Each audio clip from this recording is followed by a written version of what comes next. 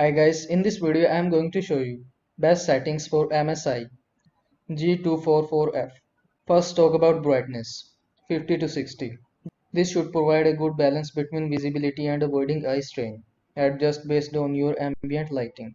Contrast 50 to 65. Higher contrast can enhance details, but excessive contrast might lead to wash out colors.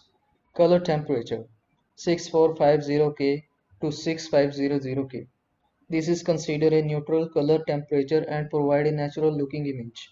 To achieve this on the 244F, you might need to manually adjust the red, green and blue levels. Red level should be 41, green level should be 44 and blue level should be 50. Input source. Ensure the correct input source like HDMI display port is selected based on your connected device. And the volume. Adjust the volume level to your preference. Here you can see people provide their opinions related to best settings of MSI G244F. So I hope this video was helpful to you. Don't forget to like this video and subscribe to my channel for more this type of content. Thanks for watching.